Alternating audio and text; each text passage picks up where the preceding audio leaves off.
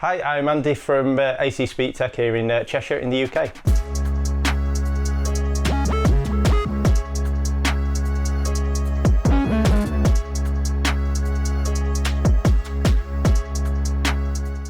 We started about 14 years ago. I worked for a few other tuning shops prior to this and then decided basically to start up on my own. I think I'd done a good 10 years on Mitsubishis and all that side of things. Primarily, we'd done a lot of Skyline tuning over the years, and when the R35 came out, something I really wanted to get into, very mechanical, very electrical, it had a good combo of all the parts we like to do. Clearly a load of scope to go from the tuning side of things. So when I set my own place up, I decided that's what I wanted to just concentrate on, and that's probably 99% of what we do now. Anything from just a basic engine oil and filter change all the way up to sort of 2000 plus horsepower engine, transmission, obviously the tuning side of things as well, just everything. Transmission side, obviously GTR, everyone breaks transmissions. We're Dodson Pro tuners. I've used their parts for a good few years now, really happy to be involved with them. Great backup, great support. Engine components, combination really. Over the years we've obviously tried and used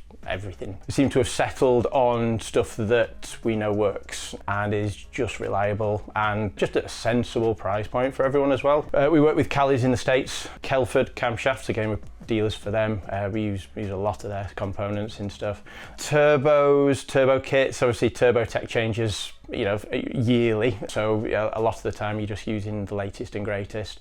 In terms of our own stuff, we can and do make our own turbo kits, just if there's something we want to try or test. Boost pipe kits, exhaust systems, downpipes, all that, intercoolers. We sort of chop and change between making our own sort of one-off special stuff or buying in stuff that's tried and tested and proven. Obviously, over the years, you've pretty much sort of plugged into pretty much everything. A GTR, stock ECU, is Tech programming. Anything other than that on the GTR is we just go straight to Motec. The M150 is just a insanely good bit of kit and just gives you scope to do literally everything you want. We use the mainline Pro Hub from a lovely little spot down south. We use it because the numbers are gospel. Whatever it says is whatever it makes at the hubs. Yeah, there's always the arguments and conversations about the sort of flywheel estimations and stuff, but at the end of the day, it's whatever it's putting down to the ground.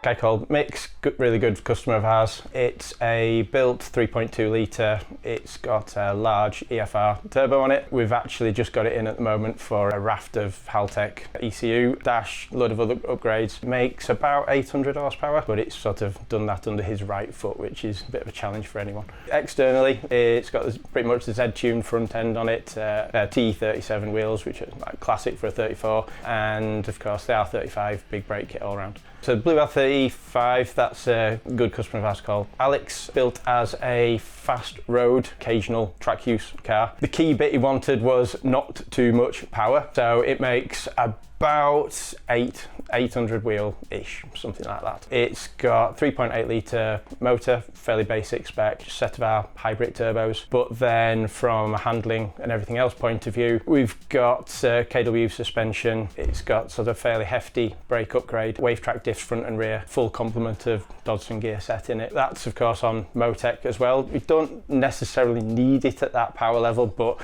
for what he wants, for the drivability, the traction, and just all of the options to be able to control the torque output of it, it's just that was key for him when he went that way with it.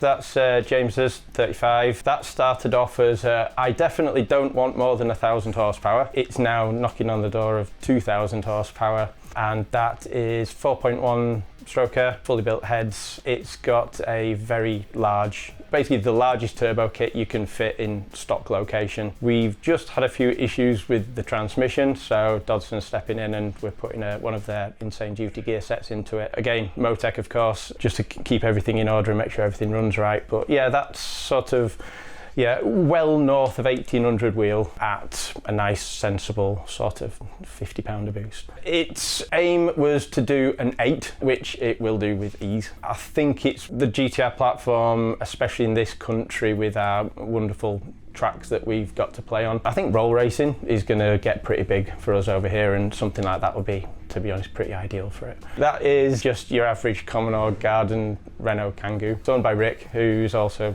owns the Atom. He decided that he needed a nice sensible daily with a roof, so he bought that van and promptly ripped the engine out and stuck a fully built K20 in it with a G42 turbo on it.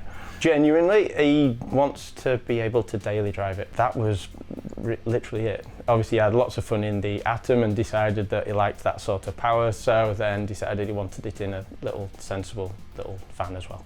That's a good customer of ours, Rick. The Ariel Atom is literally scaffolding with 4 wheels and an engine. It weighs 600 kilos and it started off with not the best engine. It got K-swap. He had a smallish turbo on it, so it was making, you know, about 500 horsepower, something nice and sensible like that. Somehow managed to get talked into sticking it on the dyno, running it up, doing a little bit of tuning on it.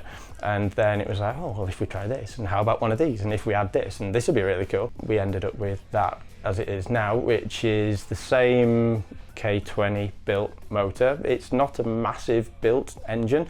It certainly isn't spec'd for what it does. It's got a G35 1050 turbo on it. It makes 800 wheel horsepower comfortably at only about 2.3 bar. So there's a fair way to go with it, and again, the only thing that's going to keep hold of that is again Motec.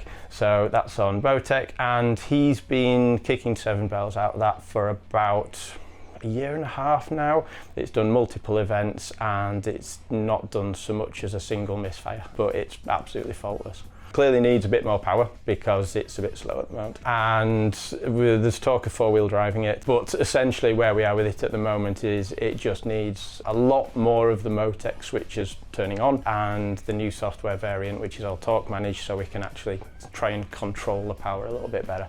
But it's a bit wild, but yeah, we think we should be able to control it pretty well with the M1.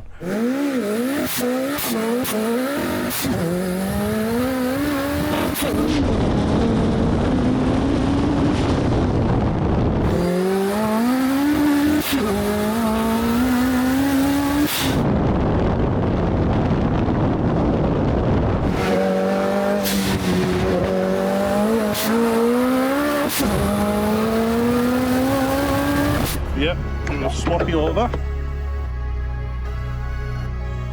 Alright, it's time to go get terrified.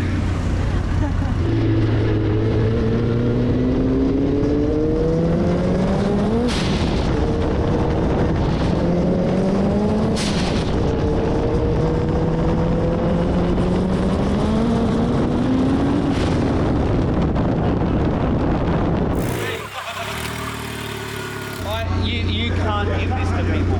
Why did you give this to me?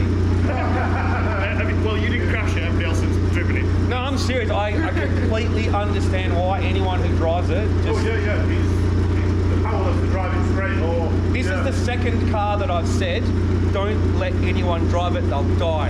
In the UK, the whole GTR scene, a little bit fractured. So I think it'd be really nice to sort of have a central event that everyone can go to. And the GTRs, they're fast cars, but it'd be really nice to actually start sort of putting them up against each other and having a bit of fun. We sort of had similar sort of thing probably about 10 or 15 years ago, where sort of everyone started having more of a look at what was going on elsewhere in the world, and sort of we're all thinking we're doing quite well with our sort of 600-700 horsepower cars, and suddenly you've got sort of these 1200-1300 horsepower cars sort of appearing and putting some times in. So yeah, obviously the world is a much smaller place these days, so getting hold of these parts and getting this info from other places is much easier.